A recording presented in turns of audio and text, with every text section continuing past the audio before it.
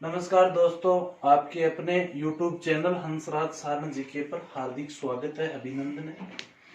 दोस्तों, अपने समाज सुधारक चल रहा था। समाज सुधारक में हमने ब्रह्म समाज का अध्ययन कर रहे थे, जिसमें राजा राम मोहन राय ने जिस ब्रह्म समाज की स्थापना 20 अगस्त सन 1828 को कलकत्ता में की थी। राजा राम की मृत्यु हो जाती है 1833 के बाद। उसके बाद आखिर ब्रह्म समाज का क्या हुआ होगा? उसके बाद में ब्रह्म समाज का जो नेतृत्व किया था 1833 के बाद, वो किया था द्वारिका नाथ टैगोर ने। किसने?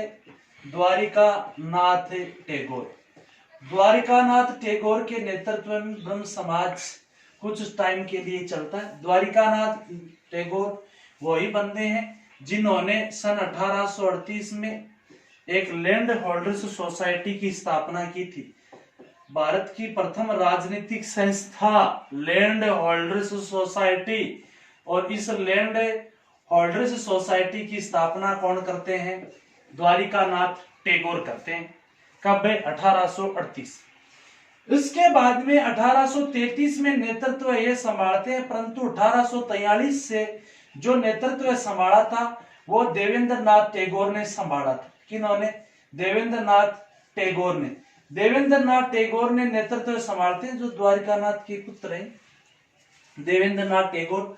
और देवेंद्र नाथ टैगोर वही बंदे हैं जिन्होंने इन्होंने 1838 में, तो इन्होंने एक साल बाद 1839 में तत्व बोधिनी सभा की स्थापना की। तत्व बोधिनी सभा की स्थापना कर दी और तत्व बोधिनी नाम से ही देवेंद्र नाथ टैगोर समाचार पत्र का प्रकाशन करते हैं। ये इसके ब्रह्म समाज के अध्यक्ष बनते हैं। इस दौरान ब्रह्म समाज का देवेंद्र नाथ टैगोर ने एक सचिव नियुक्त किया था। सचिव कौन था? ताराचंद्र चक्रवर्ती। कौन होता है?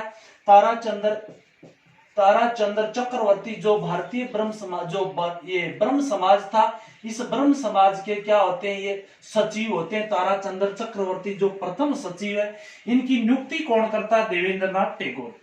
हालांकि देवेंद्र नाथ टैगोर भी जो इसका अध्यक्ष नियुक्त कर दिया था, वो कर दिया था केशव चंद्र सेन को। किसको नियुक्त कर दिया? केशव चंद्र सेन को इसका अध्यक्ष नियुक्त कर दिया बाद में, यानी केशव चंद्र सेन का नेतृत्व। देवेंद्र नाथ टैगोर, देखो, राजा की मृत्यु के बाद द्वारिका के टाइम में ब्रह्म समाज अपनी ख्याति में जो कमी करता है, उस ख्याति को पुनः जीवित किया था। यानी देवेंद्र नाथ टैगोर राजा की मृत्यु के बाद ब्रह्म समाज को पुनर्जीवित करते हैं। क्या करते हैं? पुनर्जीवित करने का कार्य देवेंद्र नाथ टैगोर करते हैं। परंतु जो केशव चंद्र सेन, देखो, केशव चंद्र सेन ने प्रमुख कार्य किए थे, ब्रह्म समाज को सरल बना दिया था। और ब्रह्म समाज में रहने वाले जो लोग थे, ब्रह्म समाज में शामिल थे, उनको छूट दे दी थी कि आप अपने अपने धर्म ग्रंथों का अध्ययन वगैरह कर सकते हो। इसलिए ब्रह्म समाज में जो सदस्य संख्या थी, सरल हो गए रूल, नियम। भाई, ब्रह्म समाज के रूल सरल हो गए, सदस्य संख्या बढ़ गई। इसलिए कह सकते हैं केशव चंद्र सेन के समय ब्रह्म समाज ने सर्वाधिक प्रसिद्धि प्राप्त की थी, या अपनी ख्याति में सर्वाधिक वृद्धि या लोकप्रिय बन गया था ब्रह्म समाज। किसके समय? केशव चंद्र सेन के समय।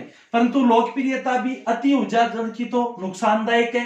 केशव चंद्र सेन के समय पहली बार सन 1866 में ब्रह्म समाज में विभाजन हो जाता है, क्योंकि ब्रह्म समाज के जो नियम थे वो सरल बना दिए थे। राजा राम की विचारधारा जितने जो रूल नहीं है, देवेंद्र नाथ टैगोर चाहते हैं जो राजा राम ने जो ब्रह्म समाज स्थापित किया था वही नियम रहे। केशव चंद्र सेन ने उसमें सरलता प्रदान कर देता है। इसलिए पहली बार ब्रह्म समाज का विभाजन होता है।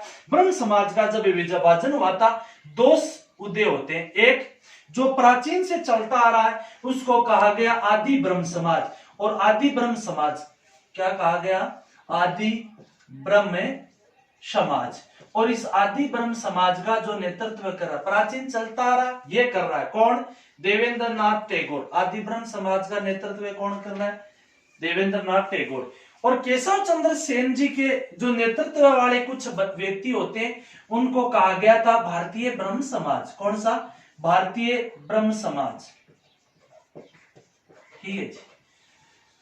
ब्रह्म समाज देखो स्त्री से जो शिक्षा को बढ़ावा देना, बाल विवाह का जो विरोध करता था, परंतु ये विभाजन होने के बाद भी भारतीय ब्रह्म समाज किसके नेतृत्व में? केशव चंद्र जी सेन के नेतृत्व। विभाजन होने के बाद भी केशव चंद्र सेन ने अपनी एक पुत्री का विवाह कूच बिहार के एक वृद्ध राजा के साथ कर दिया था। बाबा जी खुद तो वही बात परहेज बताते हैं। ये जो पंक्ति है, केशव चंद्र सेन ने अपनी पुत्री का विवाह किया, इसी कारण से ब्रह्म समाज में पुण्य फूट पड़ती है। और पुण्य फूट पड़ती है ठीक 11 वर्ष बाद में, और ये सॉरी बात 10-11 वर्ष बाद यानी 1878 में, और 1878 में पुनः विभाजन होता है ब्रह्म समाज में। और ब्रह्म समाज दो भागों में, एक भाग तो वही जो भारतीय ब्रह्म समाज था, और एक दूसरा और जो साधारण ब्रह्म समाज। और साधारण ब्रह्म समाज किसके नेतृत्व में? आनंद मोहन बोस के नेतृत्व में। किसके नेतृत्व में?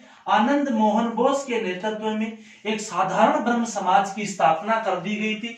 यह साधारण ब्रह्म समाज वो तबका है जो केशव चंद्र सेन के द्वारा अपनी पुत्री के किए गए विवाह का विरोध कर रहा है। जो कौन सा ब्रह्म समाज है? साधारण ब्रह्म समाज। धन्यवाद दोस्तों। राजा राम मोहन राय के बाद में यह था ब्रह्म समाज।